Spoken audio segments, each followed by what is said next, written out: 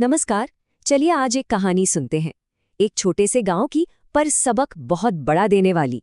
एक ऐसी कहानी जो हमें सोचने पर मजबूर कर देगी कि असली दौलत आखिर होती क्या है। तो सवाल सीधा सा है और शायद उतना सीधा भी नहीं।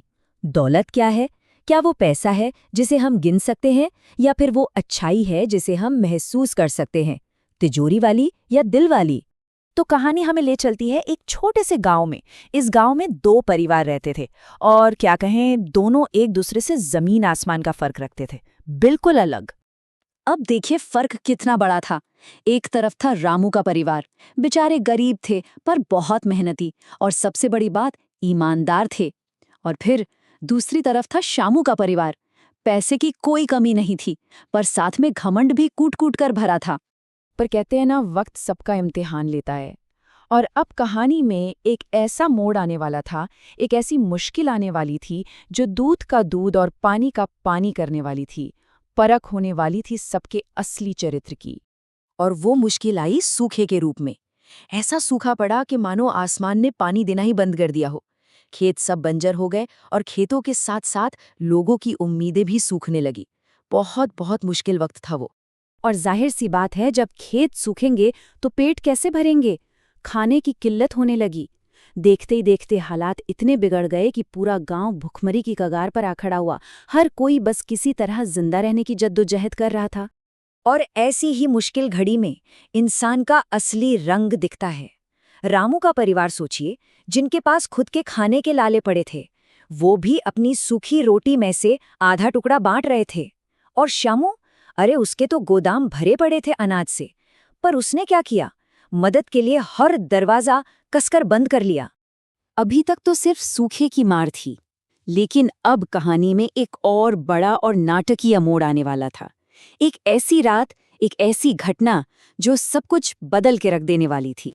तो जरा सोचिए, जब सब कुछ खत्म हो रहा हो, जब आग लगी हो, तो कौन काम आएगा?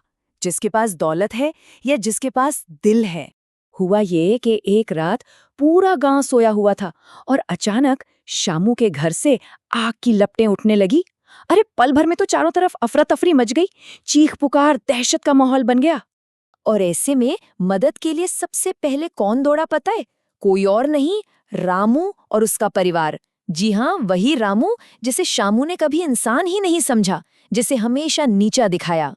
उन्होंने एक सेकंड भी नहीं सोचा, सीधे बेखौफ होकर उस आग में कूद पड़े।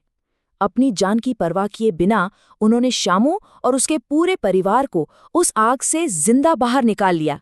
इस घटना के बाद सब कुछ बदल गया।